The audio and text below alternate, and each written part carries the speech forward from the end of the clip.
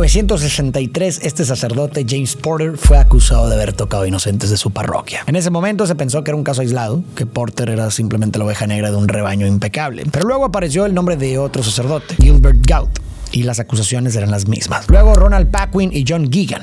Uno tras otro, los nombres empezaron a acumularse hasta que quedó claro que no eran casos aislados, sino un patrón. Un patrón de abuso que altos mandos conocían y que eligieron ignorar. Investigadores como Richard Sipe, ex sacerdote y psicoterapeuta que dedicó décadas a investigar las raíces del abuso íntimo por parte del clero, estimó que alrededor del 6% de los sacerdotes han explotado inocentes. Esta es una historia que por muchos años se intentó mantener en silencio.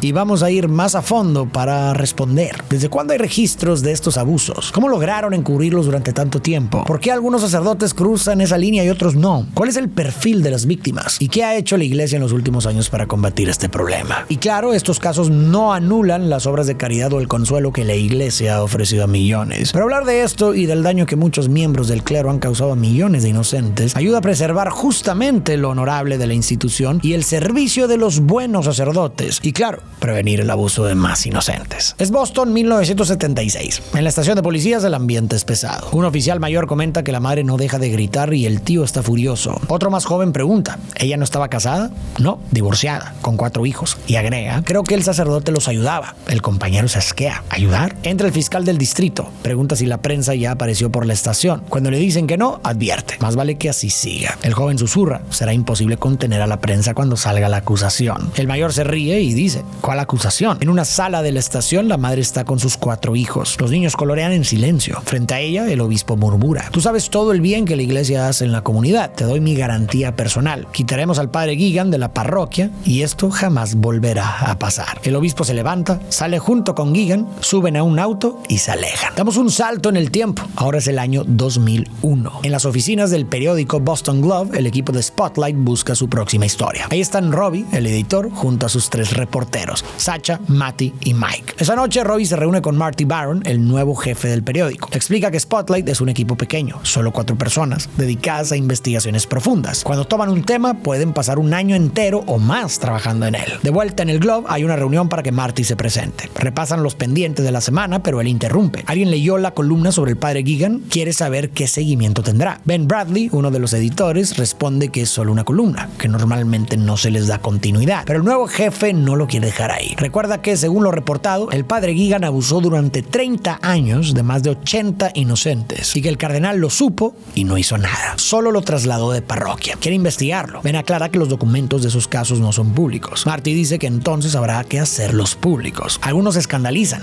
Eso implicaría demandar a la iglesia, pero a Martin no parece importarle. Así, la tarea pasa a Spotlight, llegar al fondo del caso Giggan. Robbie reúne a su equipo. Mike irá con Mitch Garabedian, el abogado que lleva el caso de las víctimas contra Giggan. Sasha con McLeish, otro abogado que manejó casos parecidos. Antes de soltarlos, Robbie advierte, hay que ser discretos, más de lo normal. Se trata de la iglesia católica y habrá muchos que intenten detenerlos. Antes de seguir, hay que entender el contexto. Durante siglos, la iglesia católica ha sido la autoridad moral más influyente del mundo occidental. Ha marcado cómo entendemos el bien y el mal, el sexo, la culpa, el amor y hasta el sentido de la vida y la muerte. Su poder se basa en la idea central de que lo que enseña y decide viene directamente de Dios, que sus sacerdotes y obispos no son solo hombres comunes, sino representantes de Cristo en la tierra. El catecismo de la Iglesia Católica lo llama in persona Christi capitis, y cito, el ministro, gracias a la consagración sacerdotal recibida, goza de la facultad de actuar por el poder de Cristo mismo. Por eso, que sacerdotes y obispos de esta institución cometan y encubran abusos a inocentes es una contradicción total que pone en crisis su legitimidad. Más que nada porque golpea la base de su poder, que es la creencia de que quienes la dirigen actúan con una gracia especial de parte de Dios. Ante esto, no sorprende que la institución y muchos creyentes reaccionen con resistencia cuando estos casos salen a la luz. En vez de proteger a las víctimas, terminan protegiendo su imagen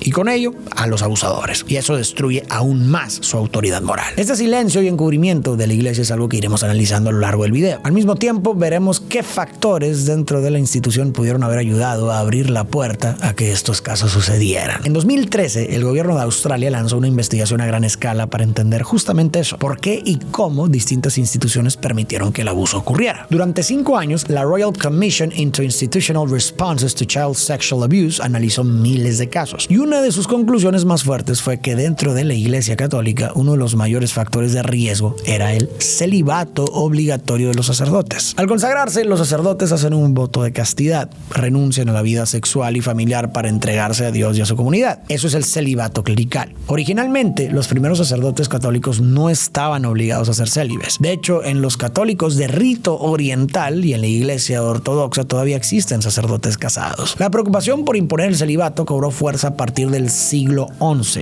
Papas como León IX y Gregorio VII temían la degradación moral del clero. Finalmente quedó instituido en los concilios de Letrán, el primero en 1123 y el segundo en 1139. Desde entonces, los clérigos no podían casarse ni convivir con concubinas. La norma volvió a ser defendida en el concilio de Letrán de 1215 y en el concilio de Trento entre 1545 y 1563. Muchos señalan que a partir del siglo X la Iglesia se benefició económicamente del celibato porque evitaba repartir bienes con los hijos de los sacerdotes. Según el filósofo y teólogo Fernando Altemeyer, esto es cierto en parte, pero el objetivo principal era que los sacerdotes estuvieran siempre disponibles para asumir misiones y cargos sin ataduras familiares. El detalle es que hacer un voto de castidad no apaga el deseo carnal ni la necesidad de intimidad. Son parte de la condición humana y no desaparecen solo porque alguien decida renunciar a ellas. Un estudio titulado Compromiso con el celibato en sacerdotes católicos alemanes, realizado por Baumann, Jacobs y colaboradores, evaluó a 2.549 sacerdotes de 14 diócesis en Alemania. Sus resultados mostraron: el 61% dijo que el celibato les ayuda a servir mejor. El 58% lo considera una gracia y volvería a elegirlo. El 34% lo ve como una carga. Y un 24% no lo elegiría de nuevo si pudiera decidir. En otras palabras, aunque para muchos el celibato no es un problema, 1 de cada 3 sacerdotes admite que les resulta difícil mantenerse casto. Y cuando se les preguntó si tenían problemas con su sexualidad, el 33% respondió que sí y otro 21% no supo decidirse. Es decir, más de la mitad no está plenamente en paz con su vida sexual. Otro estudio, cómo las creencias y prácticas religiosas influyen en la salud psicológica de los sacerdotes católicos, realizado por Isako, Sacker y colaboradores, encontró que el voto de celibato puede tener tanto efectos positivos como negativos. Para algunos sacerdotes reducía el estrés y fortalecía sus lazos con la comunidad, pero en otros aumentaba la depresión, la soledad y el conflicto interno. Lo que vemos es que el voto de castidad no afecta a todos por igual. Hay quienes lo llevan bien y otros para quienes se representa una carga real. Y aunque por sí solo no causa abusos, para muchos el malestar con la castidad obligatoria, cuando se combina con otros factores como posiciones de poder, acceso a personas vulnerables, traumas y una cultura de secretismo, se convierte en un factor de riesgo importante dentro de la Iglesia. La Iglesia, sin embargo, sostiene otra postura. Defiende el celibato porque cree que permite un mejor desempeño de las funciones religiosas y argumenta que eliminarlo facilitaría la entrada de personas sin verdadera vocación, lo que derivaría en malos sacerdotes. Además, asegura que los abusos no se deben al celibato, sino a la falta de vocación en quienes los cometen. ¿Tú qué opinas? ¿Crees que el celibato es un factor de riesgo o coincides con la Iglesia en que el problema está en otro lado? Más adelante volveremos a hablar de esto. El tema sigue siendo un dilema actual. Incluso dentro de la Iglesia hay sacerdotes que piden revisarlo. En 2018, el propio Papa Francisco afirmó que el celibato clerical no es un dogma de fe, sino una norma de la Iglesia. Los dogmas son verdades absolutas para el catolicismo, como la resurrección de Cristo o la Santísima Trinidad, que no pueden modificarse. El celibato, en cambio, es un reglamento que podría cambiar. Aún así, por ahora no hay señales de que la Iglesia Católica vaya a modificarlo en el corto plazo. Robbie y Sasha llegan a la oficina de McLeish, le preguntan por los casos que él manejó. El abogado les explica que son complicados. Por ley, las víctimas solo tienen 3 años para denunciar, pero hablamos de niños, muchos en situaciones vulnerables. La mayoría no dice nada, nadie quiere admitir algo así. Y en los pocos casos que sí proceden, las indemnizaciones apenas llegan a $20,000. Sasha no lo puede creer. ¿$20,000 por abusar de un inocente? McLeish asiente, esa es la ley. Mientras tanto, Mike intenta hablar con Garabedian. El abogado no quiere saber nada. La Iglesia ya lo metió en demasiados problemas. Mike insiste, le dice que el Globe quiere exponer los casos, ayudar a que las víctimas ganen. De vuelta en el Boston Globe, Matt descubre otro sacerdote, Liam Barrett. Abusó de inocentes en Filadelfia. Lo movieron a Boston y pasó lo mismo. Después lo volvieron a cambiar. Sasha comenta que es igual al caso Guigan. Definitivamente es un patrón. Matt le pregunta a Robbie si conoce a Jim Sullivan, el abogado que representó a los sacerdotes en ese caso. Robbie asiente. Agenda una partida de golf con él. Ya en el campo, Robbie sutilmente menciona el caso del padre Barrett. Recuerda que las víctimas dijeron que el cardenal Law sabía del tema y no hizo nada. Inmediatamente Jim se cierra. No quiere hablar.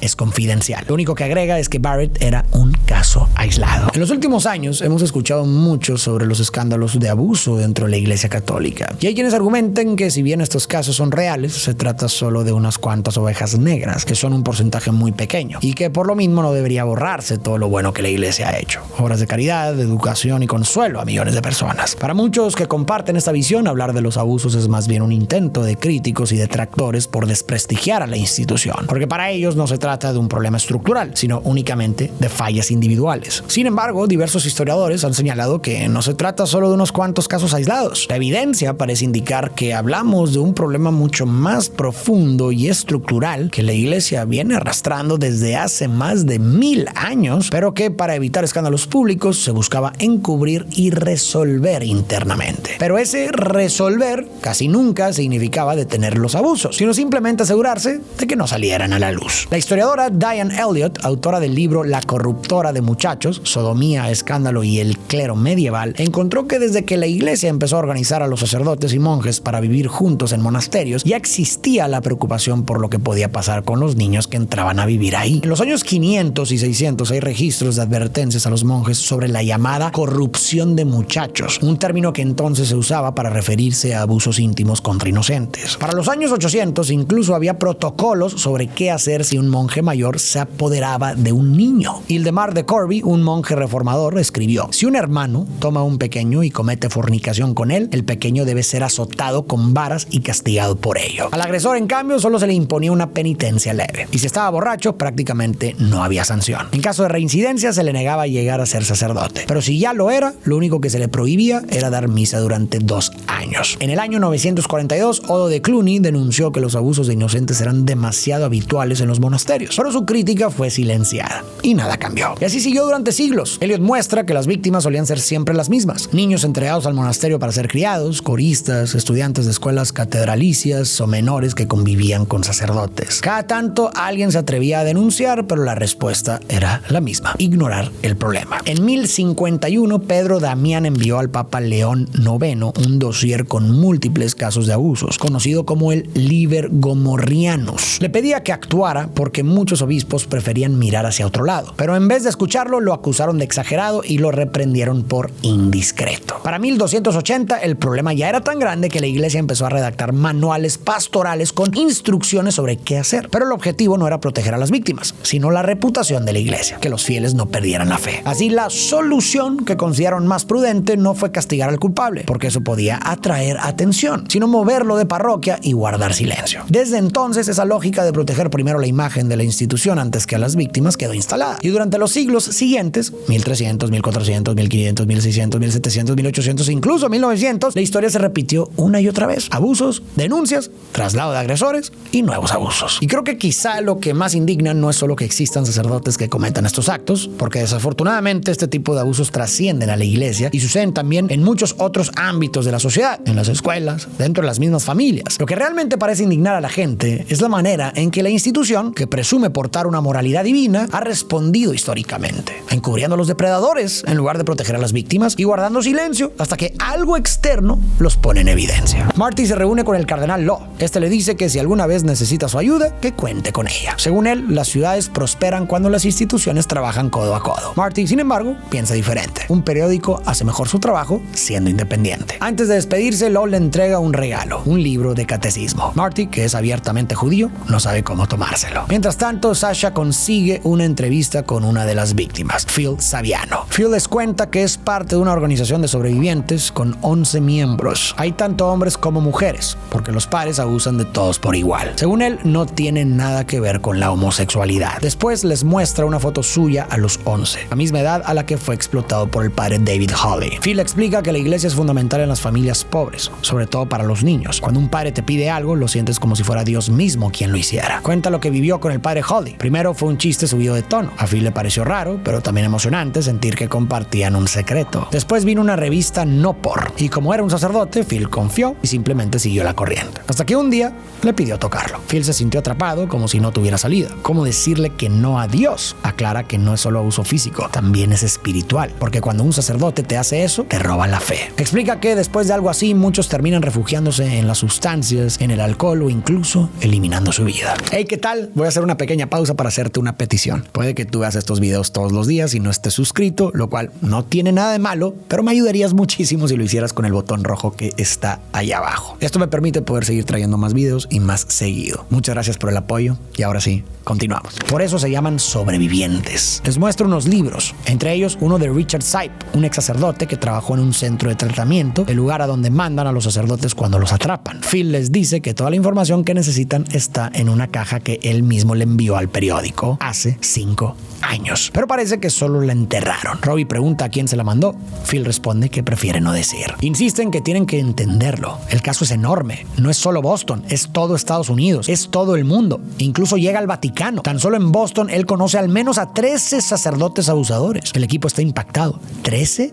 No saben si creerle. Robbie pide a Sasha entrevistar a más miembros de la organización y a Mike que busque a Sipe, aunque también le recuerda seguir con Garavidian. Mike lo visita y Garavidian le consigue una entrevista con una de sus víctimas, Patrick. Patrick tenía 12 cuando pasó. Vivía en un barrio popular. Su papá se había autoeliminado poco antes. Su madre era esquizofrénica. Un día su hermana vio al padre Gigan en una tienda de donas. Le contó lo de su papá y Gigan apareció en casa. Patrick recuerda que su madre estaba emocionada. Para ella era como si Dios mismo hubiera llegado. Gigan lo invitó a comer helado. Empezó a acariciarle la pierna y poco a poco fue subiendo hasta tocarlo. Patrick dice: me paralicé. No sabía qué hacer. Era solo un niño. Agrega que ni siquiera pudo comer el helado. Se le derritió en el brazo. En eso, Mike nota unas lesiones en la muñeca de Patrick. Mientras tanto, Sasha se reúne con Joe, otro sobreviviente. Él cuenta que había una monja que cuidaba a los niños de familias disfuncionales. Fue ella quien lo presentó al padre Shanley. Al principio, Shanley parecía amable y gracioso. Pronto se dio cuenta de que Joe era gay. Lo invitó a su departamento y le mostró un móvil, como los que se cuelgan en las cunas. Solo que este tenía palabras: bisexual, homosexual, transexual. Sasha le pregunta si en ese momento ya sabía que era gay. Joe responde que sí, pero que no era algo que compartiera con nadie. Al ver el móvil, se puso nervioso de que lo descubrieran, pero Shanley lo tranquilizó diciéndole que podían jugar street poker, una versión del póker donde en vez de apostar dinero, se apuestan prendas de ropa. El padre se desvistió y le dijo que estaba deprimido, pero que él podía arreglarlo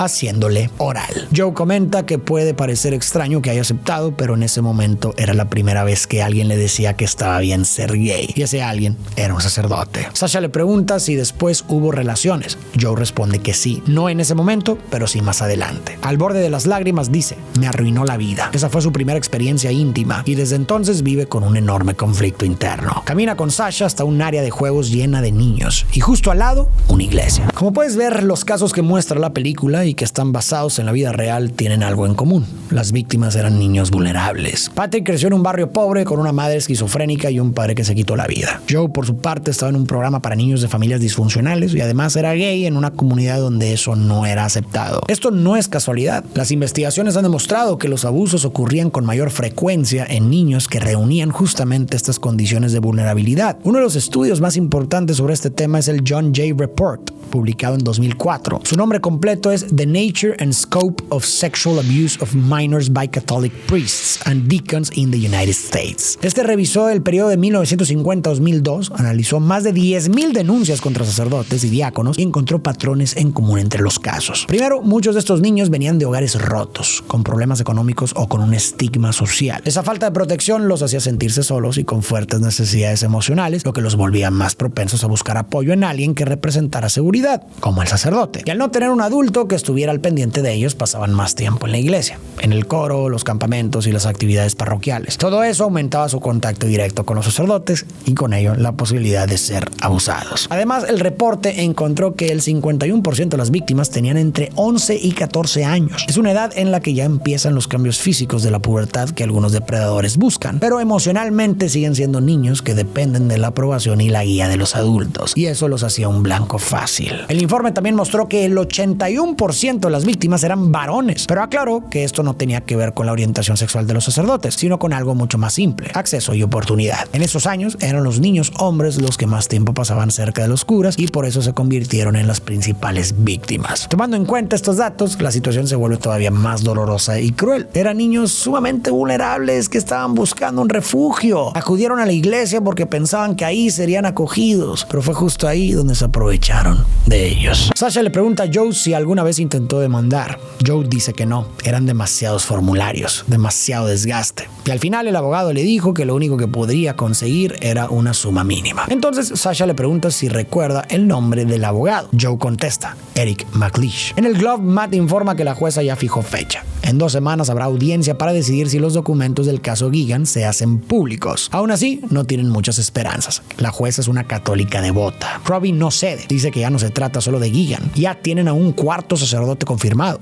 y podrían ser hasta 13. En su casa, Mike recibe una llamada de Sipe, el ex sacerdote. Le cuenta que trabajó en uno de esos centros de tratamiento a donde la iglesia mandaba a curas acusados de abuso, supuestamente para rehabilitarlos. Durante 30 años los estudió de cerca y afirma que esto no es un caso aislado, es un patrón enorme. Según sus investigaciones, debería clasificarse como un fenómeno psiquiátrico. En el Globe, Matt revisa los directorios anuales de la iglesia en Massachusetts, donde listan a todos los sacerdotes y sus parroquias. De repente, detecta un patrón. Uno de los curas, que ya saben que abusó, aparece marcado como incapacidad por enfermedad. Revisa otros y ve lo mismo. Esa podría ser la clave que buscaban. Mientras tanto, Robbie y Sasha se reúnen con McLeish. Le preguntan por los casos que él arregló contra los sacerdotes, pero él responde que no puede hablar. Son acuerdos confidenciales. Sasha insiste en por qué no hay registros oficiales. El abogado explica que todo se negociaba directo con la iglesia. Nada llegaba a tribunales. La víctima firmaba un acuerdo de confidencialidad y recibía dinero. Ella se queda helada. Con unos cuantos billetes, la iglesia lograba comprar el silencio de las víctimas y enterrar cualquier rastro del abuso. Mike se reúne con Garavidian. Le pregunta si alguna de las víctimas llegó a poner una denuncia penal. Garavidian responde que sí, varias lo hicieron. Pero cuando los amigos de la iglesia se quejaron, el juez bloqueó el acceso a los registros. En una gala, Robbie se encuentra con su amigo Jim Sullivan.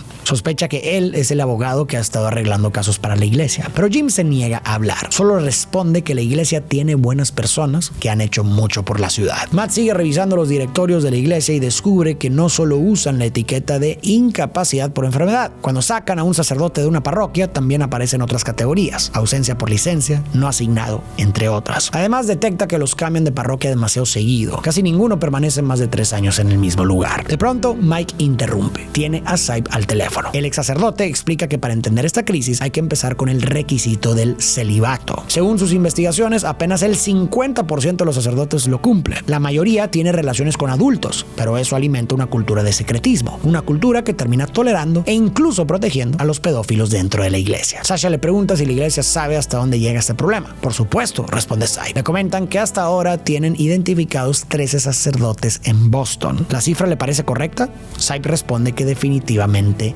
no. Según sus cálculos, alrededor del 6% de los sacerdotes cometen abusos. El equipo hace las cuentas. En Boston hay 1,500 sacerdotes. Eso significaría 90 abusadores. 90. Todos se quedan helados. Richard Sipe es una de las figuras más sólidas en este tema porque pocas personas han tenido una visión tan completa como la suya. No era un investigador externo cualquiera. Fue monje benedictino durante casi 20 años. En 1959 fue ordenado sacerdote y pronto se percató de la existencia de curas que mantenían relaciones íntimas con adultos y también con menores. Más tarde se formó como psicoterapeuta y trabajó en un instituto psiquiátrico de Baltimore al que enviaban a sacerdotes depredadores para su tratamiento y evaluación. Ahí comenzó a documentar sus historias y con la ayuda de Marianne, ex monja, psiquiatra del mismo instituto y quien después sería su esposa, en 1990 publicó el libro Un mundo secreto, sexualidad y la búsqueda del celibato. Ante los casos que documentaba, se preguntó quién en realidad estaba cumpliendo con el celibato y durante años recogió datos, sobre todo en centros de rehabilitación a donde llegaban sacerdotes con problemas. De ahí llegó a las conclusiones que muestra la película, que solo la mitad de los sacerdotes cumplía realmente el celibato, mientras que el resto estaba sexualmente activo y que al menos un 6% abusaba de menores. Pero para él, lo más revelador no fueron únicamente los porcentajes, sino el papel del celibato obligatorio en todo este entramado. Para Sipe, imponer una regla tan estricta sobre la sexualidad genera que muchos no la cumplan. Y al tener algo que ocultar, se establece un pacto de silencio. Nadie denuncia a nadie porque todos tienen algo que perder. Este pacto, advertía, crea un entorno ideal para los abusadores. Basta con que a un sacerdote lo asignen a una parroquia. Desde el primer día obtiene respeto automático por portar el alzacuello y además acceso directo a jóvenes, monaguillos y grupos de scouts. Sus compañeros pueden callar porque tampoco cumplen con el celibato o incluso porque también son depredadores. Y aunque el abuso llegue a oídos de los superiores, estos tienen razones para mantener el código de silencio, preservar la imagen de la iglesia o proteger sus propias faltas. De este modo, explicaba Sipe, los abusadores permanecen en el ministerio. Son trasladados a otra parroquia o enviados a otros países como México. Así, el ciclo se perpetúa, pues en algunos casos las víctimas terminan convirtiéndose en victimarios. Lo que con frecuencia no ocurre es lo más humano y básico: llamar a la policía, explicar a los feligreses, pedir disculpas y ofrecer consuelo y apoyo a las víctimas. Es importante destacar que Sipe nunca dejó de ser católico. Según él, no buscaba destruir la iglesia, sino salvarla de sus peores instintos y proteger lo que había de honorable en la institución y en el servicio de los buenos sacerdotes, además de prevenir el abuso de más niños. Y su esposa Marianne propuso 3 caminos que la iglesia podría seguir: permitir que los sacerdotes se casen, abrir la ordenación a las mujeres y sobre todo que los obispos rompan el código de silencio para denunciar los abusos. ¿Tú qué piensas de estas conclusiones?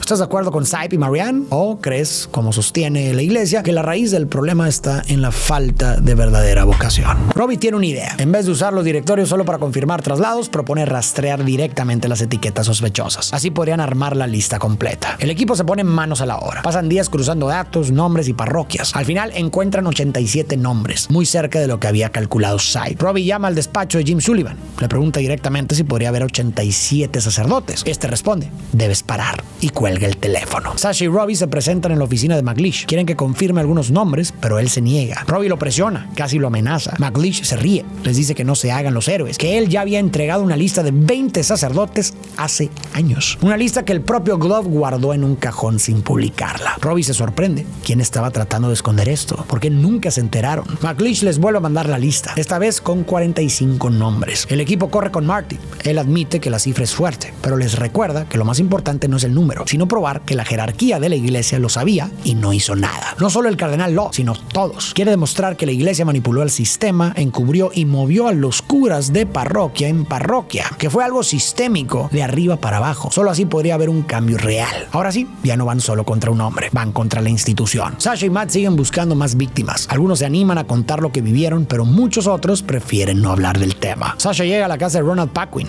uno de los sacerdotes de la lista. Le dice que varios testimonios lo señalan como abusador. Paquin lo admite sin rodeos. Sí, me divertí con ellos. Y de inmediato aclara: pero nunca fue para satisfacerme a mí mismo. Ella se congela. Entonces admite que tocó a inocentes. Paquin asiente, pero insiste: nunca los violé. Hay una gran diferencia. Ella pregunta por qué. Porque a mí me violaron, responde Paquin. Sasha se queda en shock. Quiere seguir preguntando, pero aparece la hermana de Paquin y la echa de la casa. Robbie se entera de un nuevo sacerdote acusado, el padre Talbot. Lo conoce bien, había trabajado en su preparatoria. Revisa el nombre de la víctima y lo reconoce. Finalmente llega el día de la audiencia para decidir si los documentos del caso Gigan se harán públicos, pero Mike no cree que la jueza vaya a liberarlos. Entonces Garavidian le revela: esos papeles ya son públicos porque se usaron como prueba en otro caso. En teoría no tienen que esperar nada. Mike se emociona y pregunta si puede ir al tribunal a buscarlos, pero Garavidian lo frena. No están ahí porque la iglesia no quiere que nadie los encuentre. La única forma de conseguirlos de manera legal es presentar una moción para que Garavidian los vuelva a poner sobre la mesa. Así lo hace y ahora solo queda esperar. Mientras tanto, Sasha le comenta a Robbie que encontró algo en los recortes antiguos del Glove, una columna perdida en la sección de Metro sobre el caso Porter. Ahí se mencionaban 20 sacerdotes acusados.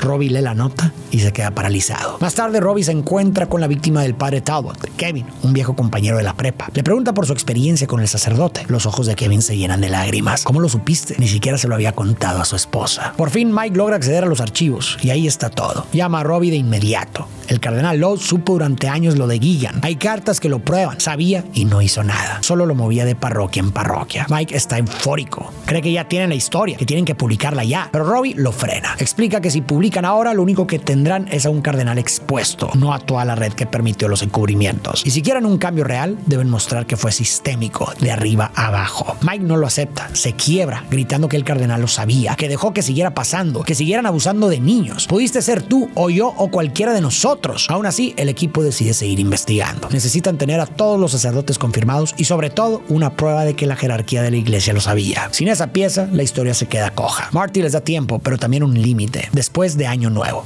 tienen 6 semanas. El reloj empieza a correr. Llega Navidad y Robbie sigue sin conseguir la confirmación de la iglesia. Decide jugar su última carta. Va a casa de Jim Sullivan. Le dice que tiene una historia con 70 sacerdotes, pero que no la publicarán si él no da su confirmación. Jim explota y lo echa de su casa. Robbie, frustrado, se va. Pero en eso, Jim lo detiene. Le pide la lista con los nombres. Toma un bolígrafo y con 2 grandes círculos encierra a los 70 sacerdotes. 70 confirmados, solo en Boston. El equipo ya está listo para publicar, pero Robbie carga con la culpa. Dice que debieron hacerlo antes. Recuerda aquel recorte que encontró Sasha del caso del padre Porter en la sección Metro. Era de 1993 y en ese año Robbie era el editor de Metro. Fue él quien lo dejó pasar. Los tips llegaron a su escritorio, de Saviano, de McLeish, y ni siquiera los recuerda. Marty lo comprende, pero le responde. En retrospectiva es fácil ver las respuestas correctas. En el presente nunca lo es. Luego agradece al equipo. Al menos ahora han hecho un excelente trabajo. Las prensas comienzan a rodar. Los periódicos se imprimen y la historia finalmente se publica. La ciudad despierta con la noticia. De pronto, los teléfonos del Globe no paran de sonar. Son cientos, miles de víctimas que quieren denunciar. Ese año, el equipo de Spotlight publicó casi 600 artículos sobre el escándalo. En Boston se acusó públicamente a 249 sacerdotes y los testimonios de sobrevivientes superaron el 1,000,000. En diciembre de 2002, el cardenal Law renunció a su cargo en Boston. Poco después fue reasignado a la Basílica de Santa María la Mayor en Roma, una de las iglesias más importantes del mundo. Desde entonces, la iglesia ha tomado medidas para intentar evitar que esto se repita. El Papa Benedicto XVI, por ejemplo, implementó una política de tolerancia cero. Ordenó que todas las investigaciones sobre abusos se llevaran directamente en el Vaticano para impedir que las diócesis las ocultaran. También presionó a obispos y cardenales que habían protegido agresores para que renunciaran y reformó el derecho canónico para que los abusos dejaran de verse solo como pecados y fueran considerados delitos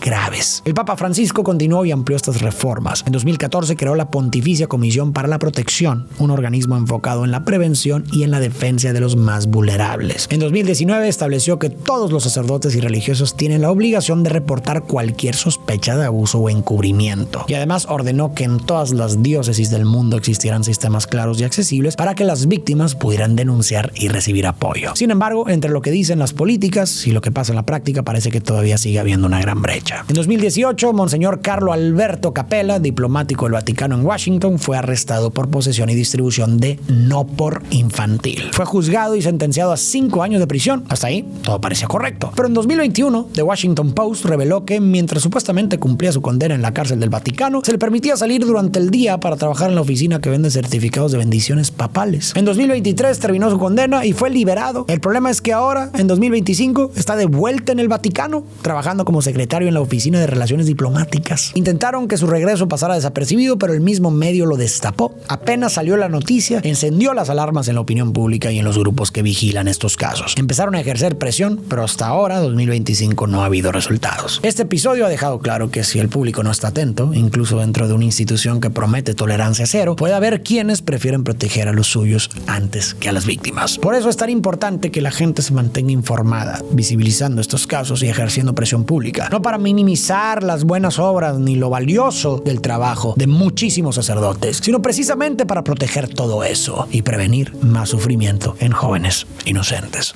Muchas gracias por llegar hasta el final de este video. Recuerda que si no te has suscrito a mi canal, lo puedes hacer en este momento y me ayudarías muchísimo.